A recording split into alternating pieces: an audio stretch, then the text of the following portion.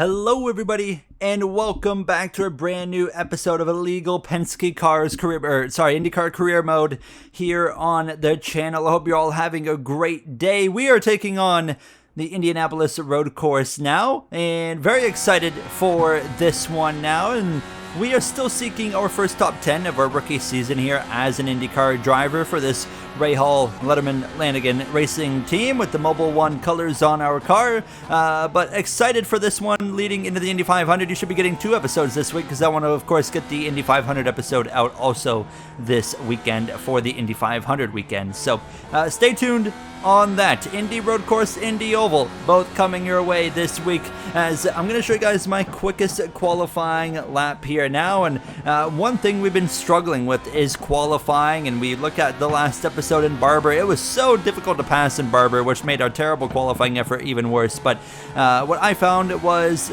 that we probably should start taking more fuel out of the car. Give us a lighter fuel load, therefore we're just gonna have more speed, and that would turn around into I would say a successful experiment for this qualifying here. So we're running out of time. This is actually coming up in the final few minutes of qualifying. Give us a 15-minute qualifying session. We were hitting minute 12, and we're actually just pulling up here behind Colton Herta, who could be one of the favorites this weekend, as I was quite happy with this qualifying effort. Pay attention to the right bottom of the screen to see the leaderboard as we round the final few turns, heading down this front straightaway and just get up through the gears to gear 6 as we cross the stripe, and we would go top 20 here from Indy Road Course. Not a great starting spot, but an improvement. That was the main thing. We improved, as it would be eventually Colton Herta, who would go pole position over Alex Palou and Scott McLaughlin. As you see the rest of the qualifying order, we go exactly 20th when things come to an end.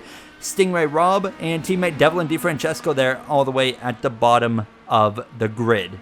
We have 35 laps of racing coming your way here today from this Indy Road Course now, and Colton Herta and Alex Palou now looking kind of where they belong in this grid. Up front, we have seen a wild first few races in terms of parity and winners. Just last episode, we saw Prema get their second win with both drivers. I mean, now Callum Allart's won, and so is Robert Schwartzman. As we go racing, and Herta is not waiting around. 35 laps here from Indianapolis Road Course is underway, and he leads on that red stripe alternate tire. Scott McLaughlin, your point leader, gonna slip through over Palou. Callum Ilott, winner last episode there, P4, just in front of the McLarens of Nolan Siegel as well. You got Lundgaard, you got Palou all up there in the mix now as they'll sort things out, and Ilott showing again he's got some pace, as we'll see Alex Palou try to get himself, of course, settled down and then see if he can work his way up through this grid and into the mix for this race victory, and as well, most importantly, up through the points here today now as we come through this tricky chicane.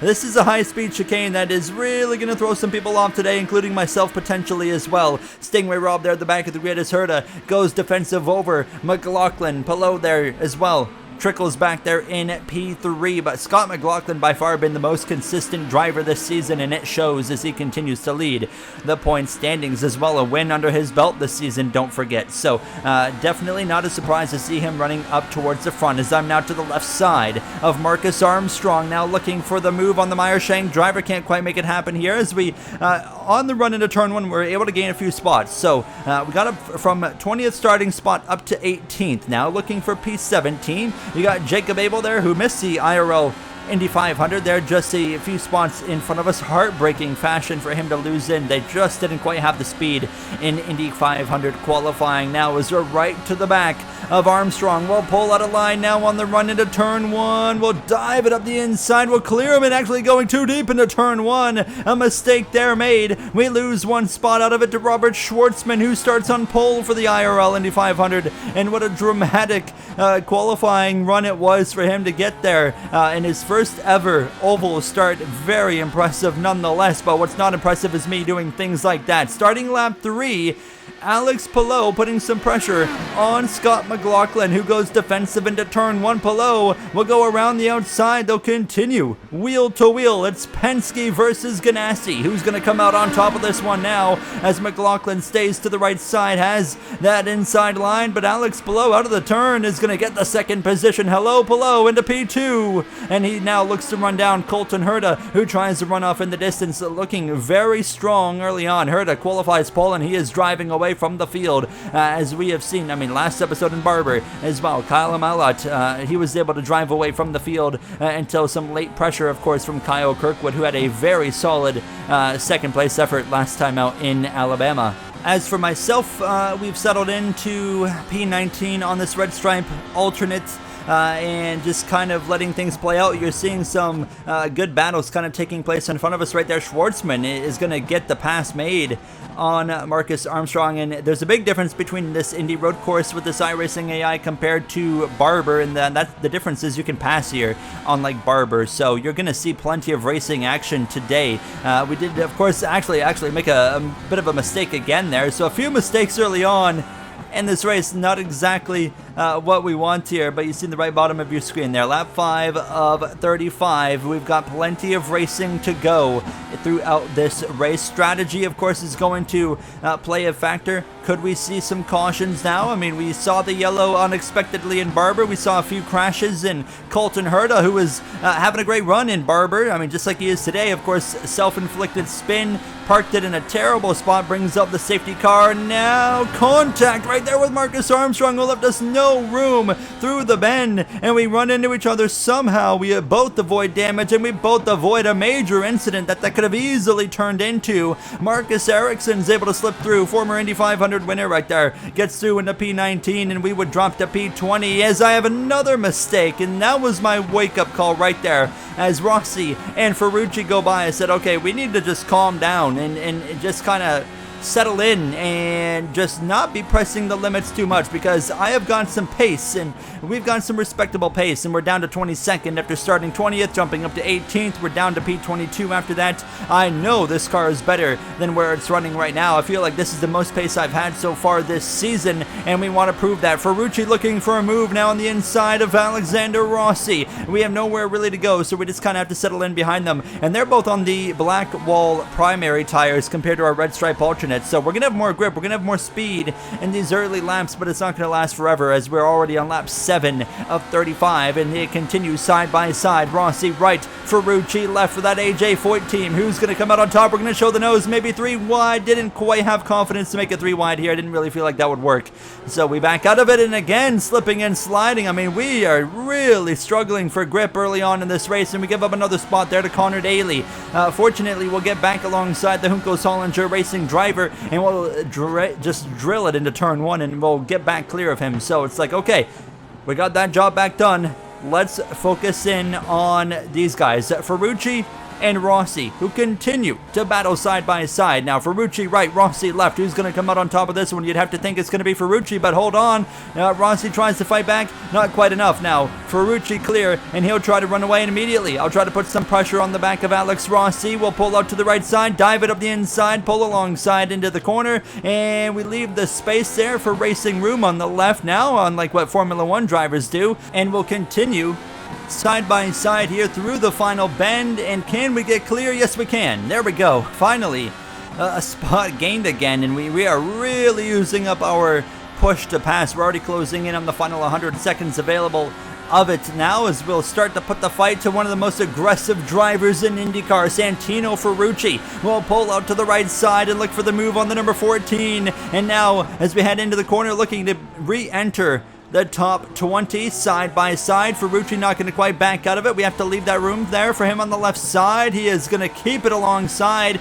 We're still wheel to wheel, and a bit of contact actually there through the right hander. Ferrucci not going to be a fan of that one. He runs off the track nearly and had to back out of it. So we take off in the distance and put 0.7 of a second gap on him. But now we have run down Marcus Ericsson and Marcus Armstrong, the pair of Marcuses, who, of course, which Marcus goes down first, as we try to look for a move on Ericsson right here, as we'll pull to the right side, and we had that contact with Armstrong right here in this situation earlier, but fortunately Ericsson realizes we are here and leaves us the room into the braking zone, and kind of chopping the nose on him, sliding, but left just enough room for him to continue, and he's actually going to repass us there. So he takes the position back, and now we use some push to pass and pull out to the left side on lap 11 down this front straightaway. Laps are flying by, and we're slowly working our way back back forward as we'll go wheel to wheel into turn 1. Close quarters racing right there with Ericsson. Can we get the job done? Not quite. He's still got a nose there to the right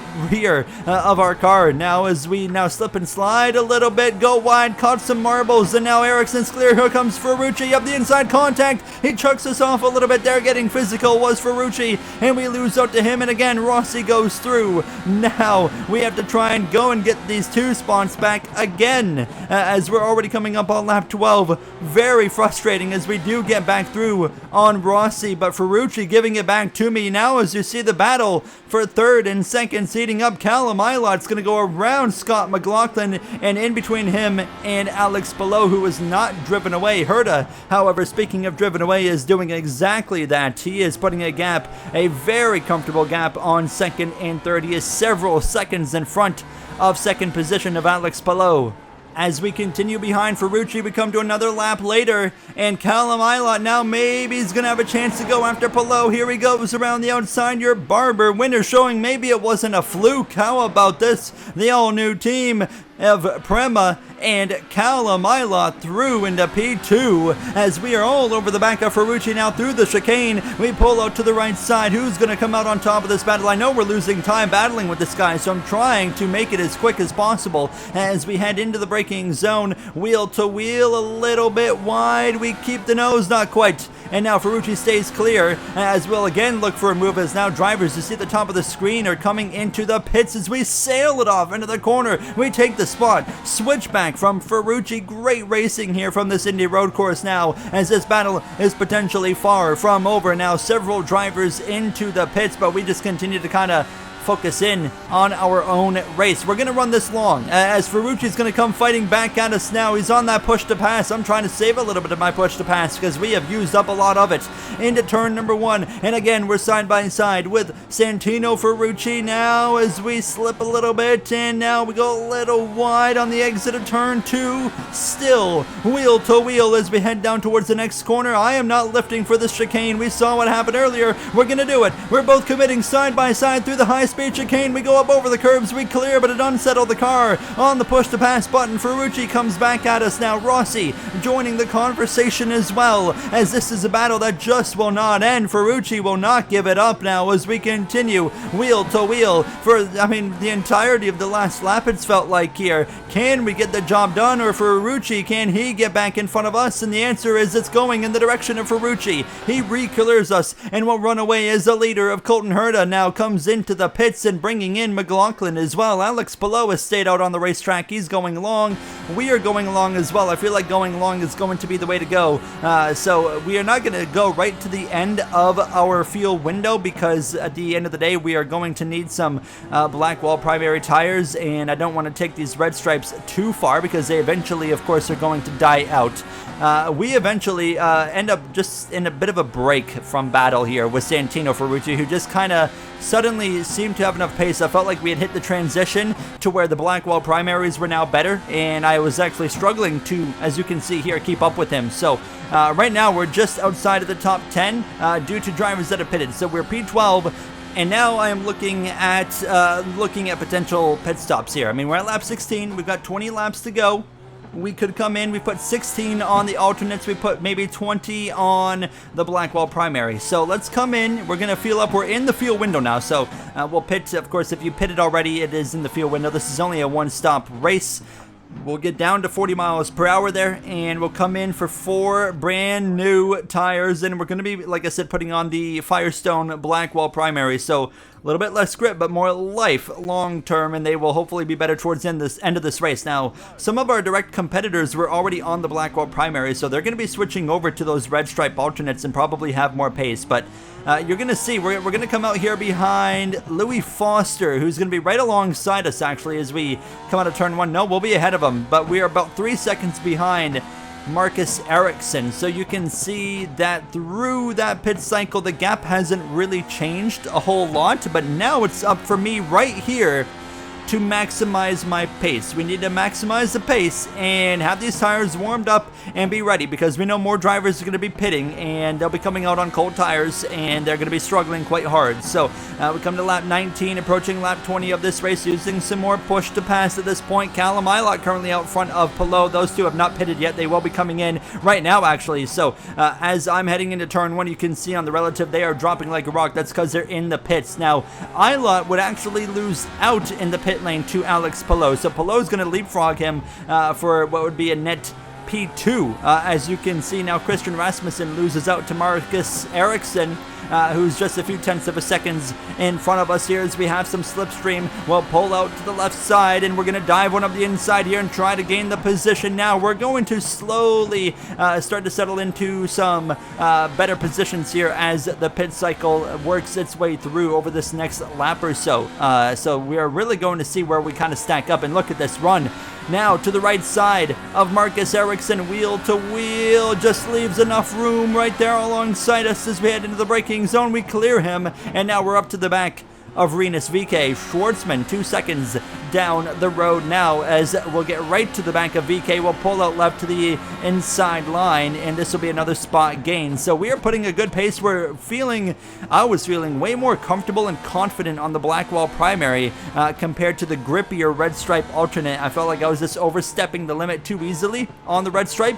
On this Blackwall, however, it's a lot better. Look at all these cars exiting the pits, and to my surprise, we're going to gain like 4 or 5 spots through this pit cycle, and Marcus Ericsson's going to follow me through as well and do virtually the same thing. And that's because these guys that are just pitting, they stayed out longer than we did, of course, so they were losing lap time, and now we're right to the back of Nolan Siegel here in the McLaren. So here we go for a potential position gain, and I don't know if we are in position to get a top 10, but this is a move right here to put us into 13th. Up the inside, he's got cold tires, he can't defend. Into the 13th position here now as we come through to lap 24, approaching 10 laps to go, and we actually got up to P12 as one more car had come into the pits there. So the pit cycle has officially completed, and we have managed to get up to 12th. Marcus Ericsson's done the same thing. He's followed us up further positions. Now we've got yellows, and we got 2 cars out, and that's Will Power, and I didn't catch who the other one was. I believe that was Jacob Abel. Yellows out because he stopped in a horrible position, just like Herta was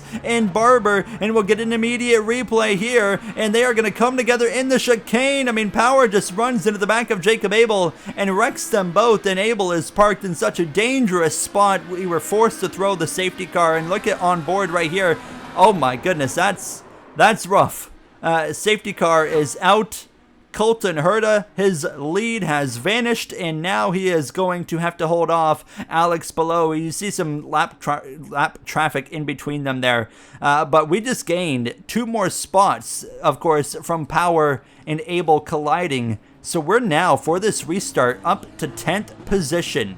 We have yet to finish in the top 10 as an IndyCar rookie, and now we have been just thrown the opportunity to do so. Less than 10 laps to go, and Colton Herta leads. Some lap traffic in between him and second place Alex Palou, so his lead might have vanished, but you can see the gap between him and Palou is already quite substantial, and Palou's got to get through that lap traffic, so things are looking very good for Colton Herta, and instead Palou really just has to focus on keeping Callum Ilott as well as Scott McLaughlin behind him there for 3rd and 4th position. As for myself, can we go any further? How about Prema? Both cars in the top 10 with as well Ilott up there on the podium and Schwartzman right here in P9, but I'm looking to put Schwartzman down to the 10th spot. We use the push to pass. We'll fire one up the inside again, nearly to the left rear of Kyle Kirkwood as we go wheel to wheel with Schwartzman. He backs out of it. Clear into P9. Here we are in the closing laps of this Indy road course now. Less than 10 laps of racing remain here. What a race it has been so far. It's been a thriller. I mean, Barber was quite boring. Not a lot happened until things did happen, and then of course we have 2 crashes and a safety car, but this has been non-stop action as Scott Dixon is going to lose out to Lundgaard, as well as now Kyle Kirkwood. He drops down to the 8th position, as we of course want to be in this conversation for P8 as we'll roll right up to the back of him and now just kind of wait for the opportunity, because I didn't feel like I had enough pace to fight with Scott Dixon and anybody else really in front of me. And oh my goodness, goodness, Schwartzman just fired one up the inside, but we stay clear. Hold on, no we don't. He fights back again. It's very close. We slip now. That opens the door for Schwartzman to go around the outside. What a move from Schwartzman. Back into P9. We drop down to the 10th position again, but we're still in the top 10. That's the main thing as we start lap 30 of 35. 6 laps to go here from this Indy road course, and they are battling in front of us here. Look at this scrap going on with Kirkwood, Dixon, Schwartzman, as well as I believe maybe is that Award up there or Lundgaard? I believe it's Lundgaard now. I mean, there is just non-stop fighting taking place. I mean, you know, pretty well right on our nose, and now Schwartzman's looking to go up the inside of Scott Dixon, and now he's going to potentially go up into P8. Yes, he will. Dixon drops to P9, but he's still got a nose there on the inside of the Prema driver, and he's going to actually get back through. How about that? Dixon fights back into P8 as we're still on the back of Schwartzman ourselves here. Lap 31, 5 to go. A great run on the exit of the chicane, right to the back of Schwartzman. Will pull out to the inside and we'll clear him before we even hit the apex. There we go, back up into P9, and we are on track for our first top 10 as an IndyCar rookie. Now Dixon looking for a move on Kyle Kirkwood. Contact there, the same contact we had with Marcus Armstrong in that same spot earlier in the race. What a save from Scott Dixon there. That is the hands of a several-time champion right now as we approach the final few laps of this race. But again, I'm right here, but I just don't have enough to fight these guys, so it was just kind of about hanging on. We come to 2 laps to go. Colton Herta has put on a clinic all weekend from pole position. He has led every lap. He is in full control of this race with 2 laps to go. Alex Palou did eventually clear lap traffic and has kind of kept Herta honest. He's within about 2.5 seconds of Colton Herta. Now, Callum Ilott has not been able to get through lap traffic, so there's actually a pretty big gap between him and second place of Palou as we start the final lap here from Indianapolis. Now, the last race before the all-prestigious Indianapolis 500 and their first oval race of the season as well. I'm excited for that one. I cannot wait to get out to the Indy Oval and see what we can do as we are now going to have maybe one last dash of opportunity to go after Scott Dixon here with the push to pass. A bit of an unexpected opportunity this one was. We pull alongside Dixon to the right. He's going to have the inside line. He's going to outbreak us there into the apex now as we try to let it roll back to his nose as we continue side by side. Can we pull this one off? It's going to be tough now as Dixon nearly clear. He gets clear. Now he's in control. We gave it what we had. It wasn't quite enough. Colton Herta